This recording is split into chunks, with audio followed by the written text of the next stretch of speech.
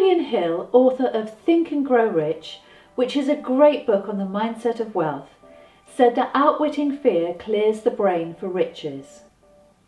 But this has to be a conscious process for us humans, because our natural state is to be both predators and prey. And the prey part of us is always asking us variations of the question, do I eat it or does it eat me? Our emotions can't be controlled because they come from our subconscious minds, but we can choose how we react to them. And whatever choice we make, the repetition of this primes and conditions our brains for it to become our default state. So when we give in to fear without challenging it, we see things to be afraid of everywhere. We let fear paralyze us into stagnation. We won't take the necessary actions that will bring our lives to a powerful new level. We'll talk ourselves out of things we don't understand. We'll close the door to risk, and once we've done this, we may as well forget about being the architect of our amazing lives. I know this sounds dramatic, so we should always remember that there are times when fear is good and exists for a reason. Fear stops us from diving into a dark pool where we can't gauge the bottom and we might hit our heads and die. Fear stops us from crossing the motorway on foot or making an insanely high-risk investment that could lose us everything we've ever worked for. Our subconscious minds can't tell the difference between the adrenaline-fueled excitement that happens when we take on risk that could benefit us and the fear that stops us from getting into life-threatening danger. So if we're not bringing consciousness and self-awareness to this feeling of fear, we let it dominate.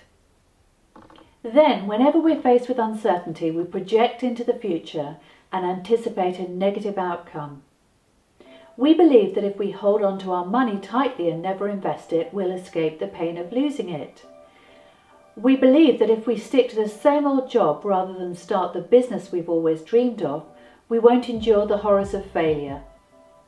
We believe that if we end the relationship that has been so painful for us, we'll be alone forevermore. Always remind yourself that fear is often false evidence appearing real. We must stop dismissing new possibilities, especially when they make us uncomfortable. When we're most afraid, it's normally because we're on the threshold of massive growth. We need to let go of the belief that we know what's good for us. Use facts to challenge our fears and get into the habit of asking ourselves exactly what we're afraid of. Writing this down and then creating an empowering statement that is the opposite. For example, if we're saying, I'm afraid that if I leave my job, I won't be able to pay the bills, we should tell ourselves instead, if I leave my job, I will find a way to pay my bills. We need to keep on telling ourselves that. And soon, as if by magic, a solution will appear. I have 3 cats and a big dog.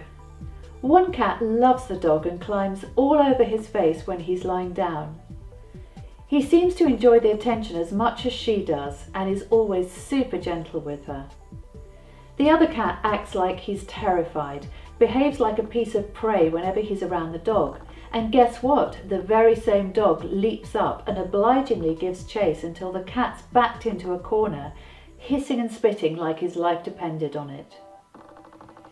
Like animals, people can sense fear and they react to it by seeing us as victims.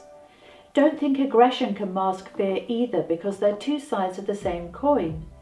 If we embrace life fearlessly, people won't feel the need to mess with us. Or if they try, we'll just shrug our shoulders and get on with it. We won't care about their silly posturing. So we should remember to always have courage, confront our fears, and if they're holding us back, replace them with empowering statements. If we don't understand something, and if that's the problem, we need to educate ourselves on what's missing and then act. If someone's trying to stop us from growing and changing because of their fears, move on.